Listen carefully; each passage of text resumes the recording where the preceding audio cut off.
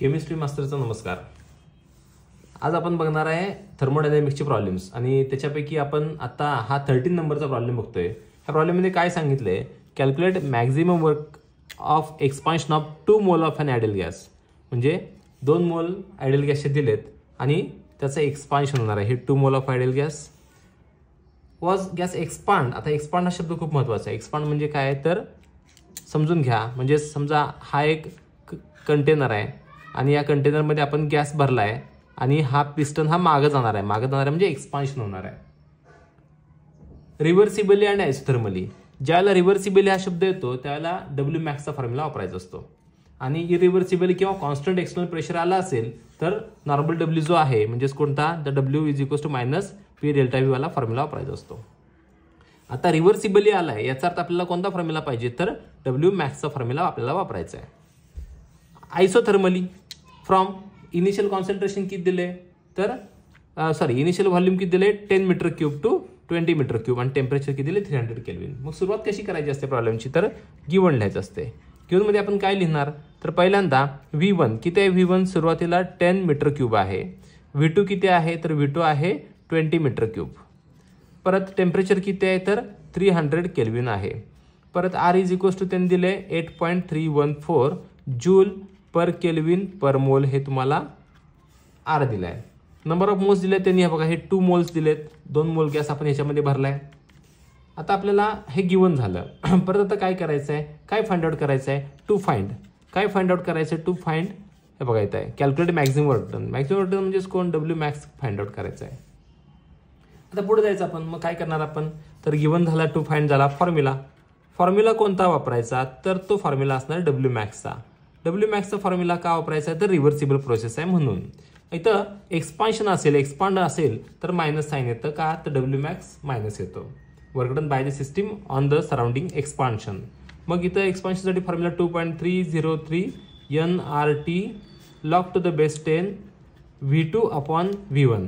आता या फॉर्मॅटसाठी एक लक्षात ठेवायचं, 4 फॉर्म्युले कधी पण तयार करून ठेवायचे याचे, -2 +2। -2 म्हणजे कुठले तर हा व्हॉल्यूमवाला एक आणि प्रेशरवाला एक।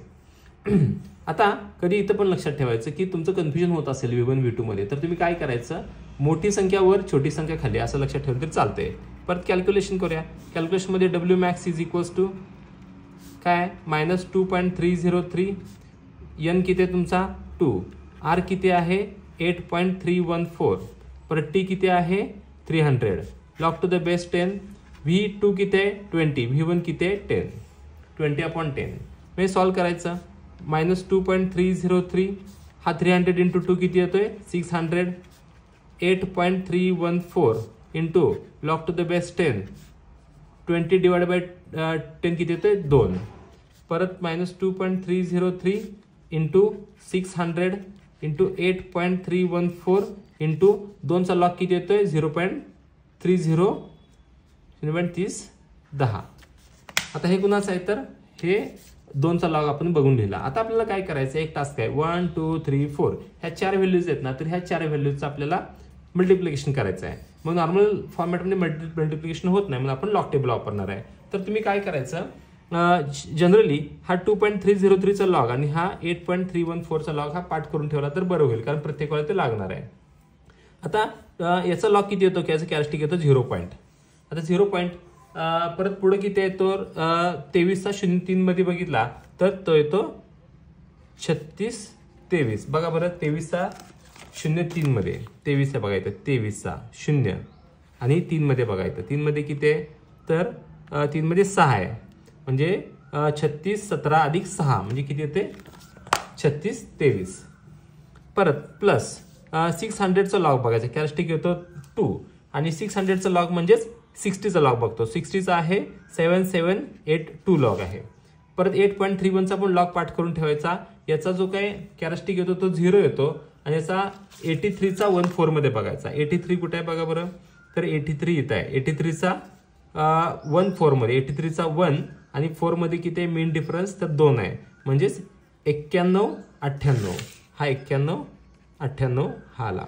आता याचा तुम्ही बरेच जण विद्यार्थी काय करतात की चुकून त्यांना असं वाटतं की याचा लॉग बघितलाय, मग ही जी व्हॅल्यू आहे ती डायरेक्ट इथं ॲडिशनसाठी घेतात, तसं चालणार नाही. आपण ह्याचा लॉग बघून इथं जी व्हॅल्यू लिहिली आहे ना, या व्हॅल्यूने याला मल्टिप्लाय करायचं आहे म्हटल्यानंतर आपल्याला या व्हॅल्यूचा पण लॉग बघावा लागेल. याचं कॅरेक्टरिस्टिक येतो 12 पॉईंट.